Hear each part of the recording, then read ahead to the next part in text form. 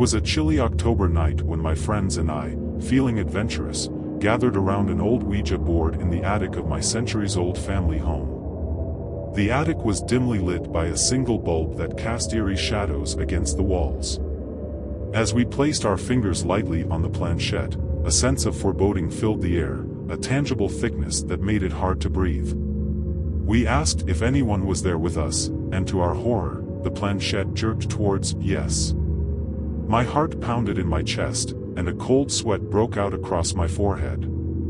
The atmosphere thickened, the air around us chilling rapidly as though the warmth was being sucked out of the room. "Who are you?" I whispered into the darkness.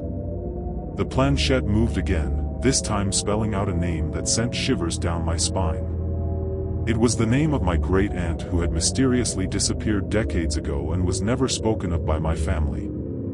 The temperature dropped further, and I could see my breath in the air as I struggled to maintain my composure. "Why did you leave?" I asked, my voice trembling. The planchette started moving more aggressively, spelling out, "Not by choice." At that moment, a piercing scream echoed through the attic, not from any of us, but a disembodied cry that seemed to come from the walls themselves. We screamed and fled from the attic, the echo of my great-aunt's name ringing in our ears. For weeks afterward, I couldn't shake the feeling of being watched, and at night, I would hear whispers echoing through the halls of my home, calling me by name in a voice I prayed to forget.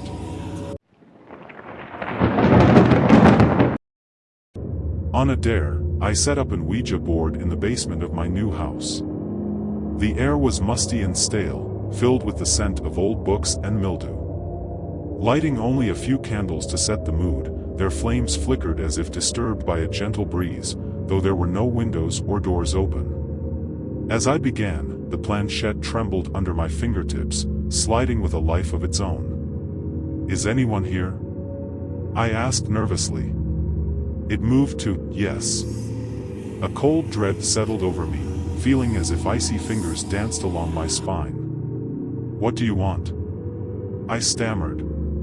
The planchette hurriedly spelled out, "Join US." The room seemed to close in around me, the walls inching closer, the shadows stretching towards me like grasping hands.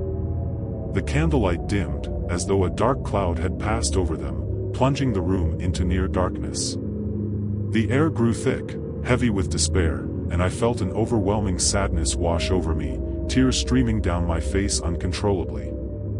I sensed a presence behind me, feeling a breath against my neck.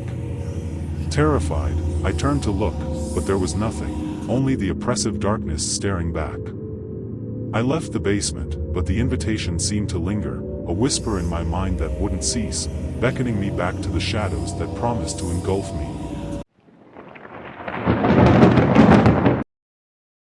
Curiosity led me to try the Ouija board alone one night.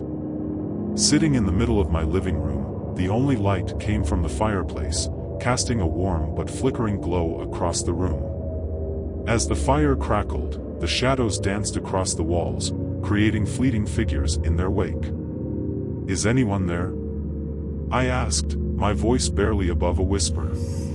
The planchette inched towards yes, and a knot formed in my stomach. "What is your message?"